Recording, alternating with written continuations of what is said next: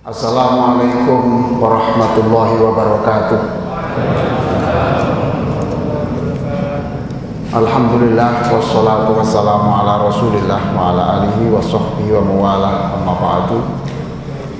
Para jamaah sekalian, 15 menit ke depan saya akan menyampaikan ceramah yang berjudul Jadilah Penyemangat. Saya berbicara dalam tiga bagian. Yang pertama, apa yang dimaksud penyemangat itu. Yang kedua, mengapa perlu kita menjadi penyemangat. Dan yang ketiga, bagaimana Nabi memberi contoh sebagai penyemangat. Para jemaah sekalian yang saya muliakan, penyemangat itu adalah orang yang memberi dorongan orang lain untuk lebih semangat melakukan sesuatu. Itu penyemangat.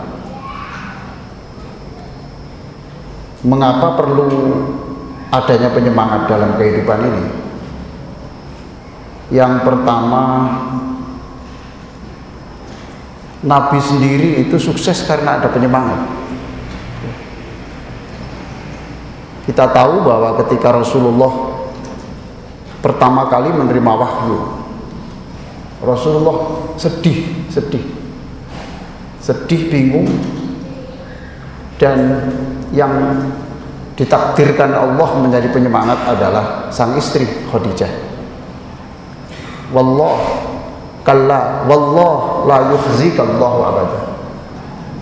Ini Khadijah itu memang istri yang terkenal pintar memilih kata-kata yang menyemangati Rasulullah. Demi Allah, tidak mungkinlah Allah membuat susah kamu, Allah membuat hina kamu, itu tidak mungkin. Karena seluruh tahu bahwa kamu itu sering menolong orang miskin. Kamu terkenal sebagai orang yang menghormat tamu, siapapun tamunya, dan kamu terkenal orang-orang yang memperhatikan orang lain.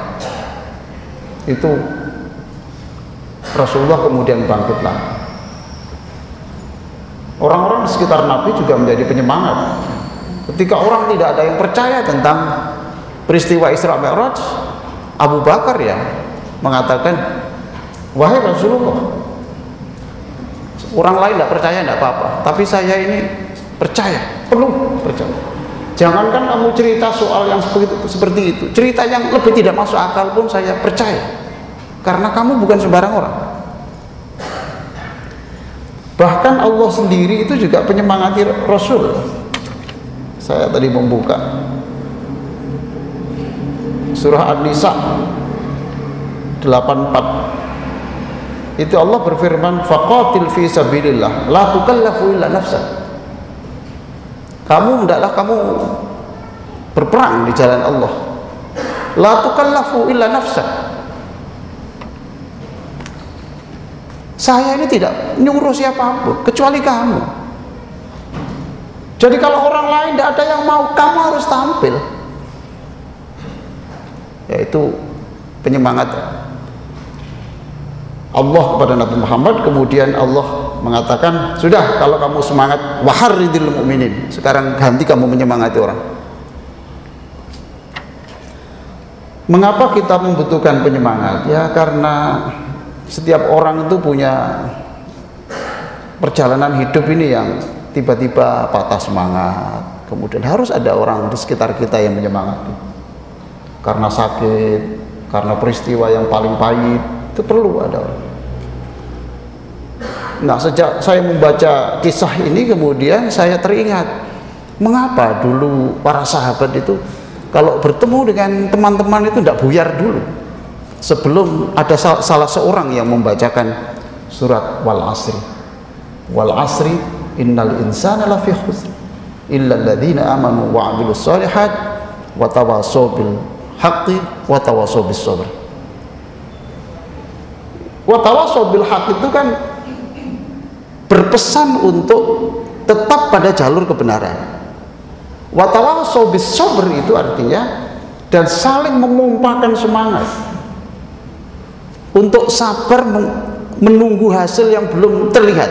Nah, itu tuh. Sabar menghadapi berbagai macam tantangan. Sabar.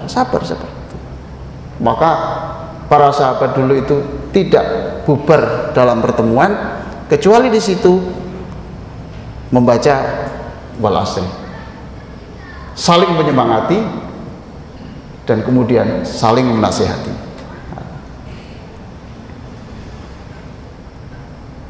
Yang berikutnya, kenapa kita harus menyemangati? Karena seseorang yang lagi putus asa, tidak semangat, itu kalau dibiarkan, itu bagian dari marad. Marad itu di dalam surah Al-Baqarah itu disebut penyakit hati, dan itu kalau dibiarkan, fi qulubihim maradun fazadahumullah marad, maka kemudian itu nanti keputusasaan itu terus nanti berkembang.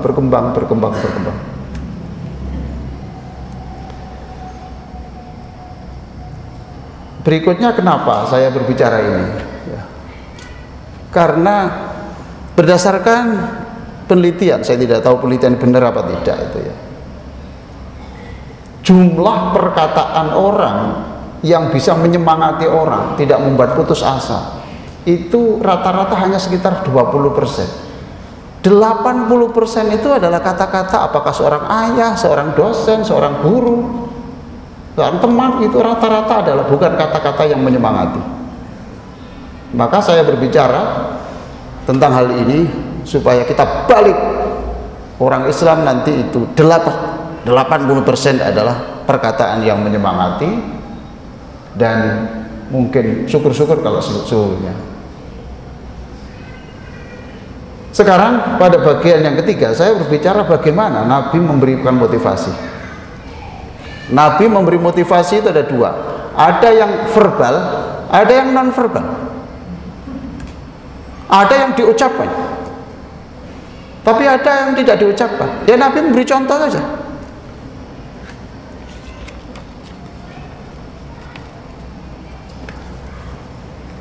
Ketika ini salah satu contoh ya, salah satu contoh. Ketika Nabi berada dalam gua ya bersama Abu Bakar. Abu Bakar kan ya berdiri ya duduk, berdiri ya duduk, ke depan ke belakang. Ditanya oleh Rasulullah, kenapa? Iya Nabi, bayangan saya selalu ada orang yang mengincar kau. Itulah malam yang termahal dalam sejarah manusia, karena malam di mana di situ ada seseorang yang menjaga dan menyelamatkan Rasulullah SAW. Lalu Rasulullah menyemangati. Inilah kata-kata yang terkenal dalam surah At-Taubah ayat 40. Silakan tirukan saya. La tahzan. Sekali lagi, la tahzan. La tahzan. Innallaha ma'ana. Sekali lagi, la tahzan, innallaha ma'ana. Artinya, Abu Bakar, jangan sedih, Allah tetap bersama kita. Allah tetap bersama kita. Lalu pada surat Ali Imran 173, ini memang di dalam surah An-Nisa ya, ayat 72, orang di sekitar Nabi itu tidak sekali dua kali digembosi itu. Tidak sekali dua kali. Di dalam surah An-Nisa ayat 72 itu diceritakan ada orang-orang Madinah yang diajak berjuang itu maju mundur, maju mundur, maju mundur, maju mundur. Lalu Allah mengatakan wa inna minkum lamal layubatti'an Muhammad, di antara kamu selalu ada orang yang berlambat-lambat begitu, itu gembosi aja gitu. Maka ketika digembosi itu Allah menurunkan wahyu untuk beri semangat. Pada surat Ali Imran 173 ya, itu ada tentara kafir waktu itu 1000 ya, kemudian orang Islam 300. Orang kafir mengirim namanya Nu'aim bin Mas'ud. Nu'aim bin Mas'ud itu tuh disuruh untuk gembosi Nabi itu. Apa kata-katanya? Tentara kafir itu 1000. Kamu kalau dilanjutkan perang, ya sama kamu daftarkan digilas habis dalam waktu yang sesingkat-singkatnya itu.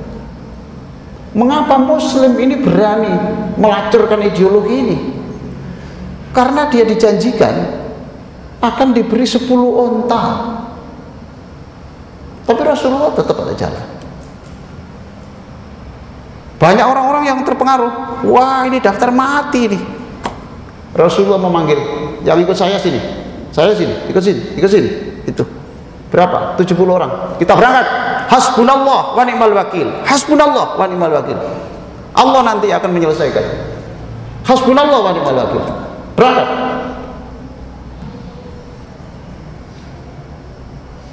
Orang-orang yang asalnya ragu kemudian mengatakan, kalau gitu ya saya ikut Nabi. Ya, itu penyemangatannya seperti itu. Alladzina qala lahumun nas innan nasa qad jama'u lakum fakhshawhum fazadahum imana wa qalu hasbunallah wa ni'mal wakil. Hasbunallah wa ni'mal wakil satu-satunya dalam Al-Qur'an ada di dalam surah Ali Imran 173. Terakhir, pada waktu perang Khandaq itu parit ya, Khandaq itu parit. Nabi menghadapi musuh, ini diskusi panjang ini. Kita ini keluar apa kita bertahan? Keluar apa bertahan? Ternyata usul yang diterima adalah usulnya Salman Al-Farisi. Al-Farisi itu Persi. Dia usul kita bertahan aja Nabi dan kita bikin parit. Ini adalah ide yang belum pernah ada. Kita bikin parit. Waktu itu Rasulullah membuat parit di sebelah selatan Madinah, memanjang dari timur ke barat. Itu dikerjakan selama 6 hari dengan 3.000 orang. 3.000 orang. Dibuat galian yang panjang, yang dalam, dan para sahabat kasihan melihat Nabi itu 3 hari Rasulullah tidak makan. 3 hari 3 malam. Dan sahabat tahu bahwa Nabi itu mengikatkan selendang di perutnya itu, di depannya itu adalah batu saja di situ. 3 hari 3 malam tidak makan. Kita ini tidak dapat nasi bungkusan sekali saja itu komentarnya banyak, panjang sekali, memalukan. Subhanallah, tiba-tiba ini ya, kisah itu ada di dalam Riyadhus Shalihin. Saya baca di syarahnya Muhammad Alan As-Siddiqi, Dalilul Falihin, dikatakan ini adalah targhibun lil muslimin. Kata-kata Nabi itu betul-betul penyemangat untuk orang Islam. Karena apa? Waktu itu para sahabat menemukan batu yang besar. Batu yang besar yang seluruh sahabat tidak bisa ngatasi, tidak bisa untuk bikin parit itu. Lapor kepada Nabi. Apa kata Nabi? Ana nazil. Ana saya yang akan menyelesaikan. Masya Allah. 3 hari belum makan. Ambil godam yang besar itu, dipukulkan sekali, pecah. Itu luar biasa. Kita nggak sahur sehari aja mikir diteruskan apa enggak. Subhanallah. Dan Bapak harus tahu, ternyata pecahan batu itu ada cahaya ke Syria, ke Syam, ke Yordania. Dipukul lagi, ada cahaya ke Persia. Pecahan terakhir, batu sebesar itu dipecah Nabi dalam 3 kali pukulan, dan yang terakhir itu adalah cahayanya ke Yaman. Dan Nabi mengatakan itu isyarat bahwa kita nanti akan menguasai semuanya. Saya selesaikan. Masya Allah. Ana nazil. Hadirin yang sangat saya muliakan, padahal Nabi waktu itu umurnya sudah 60 loh. Sudah 60 masih kuat seperti itu. Mudah-mudahan ceramah saya ini membuat kita hati-hati berbicara dengan anak. Saya ini dosen ya, itu karena saya tanya, kenapa kamu tidak melanjutkan? Saya putus asa Pak, saya dibentak sama dosen A, dosen B lagi. Ini berarti dosen-dosen itu bertanggung jawab masa depannya ini, dan dia berdosa itu membuat orang tidak punya masa depan itu. Ya. Di sini ada profesor tapi tidak pernah itu baik itu profesor kita itu. Orang tua juga banyak. Gitu. Pak, saya mau belajar. Kemana? Ke Mesir. Bondo tekan di to nak. Wong bapakmu mangan ae gak iso lho ngene, Pak. Mbok yo ngomong tenang nak, la tahzan innallaha ma'ana. Kalau gitu bapak poso nak, tirakat bengi tak tuh sholat ndonga nak gitu. Saya ingin sekolah Pak di Amerika batukmu ngono lho ngene. Hati-hati Pak, hati-hati ya. Saya membaca kata-kata Albert Einstein itu, great spirits have always encountered violent opposition from mediocre minds. Jadi banyak yang ide-ide yang itu dipandang gila, yang tidak masuk akal oleh orang-orang yang memang pikirannya tidak terlalu menonjol, ya tengah-tengah aja gitu. Demikian, mudah-mudahan kita bisa Ramadan ini menjadikan kita memilih kata-kata yang betul-betul itu perlu, dan memilih kata-kata yang tidak membuat putus asa orang lain. Kita tidak punya apa-apa, tidak apa-apa selama kita masih bisa memberi semangat orang lain.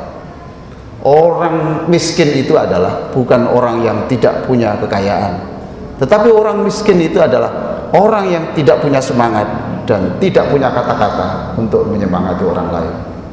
Wassalamualaikum warahmatullahi wabarakatuh.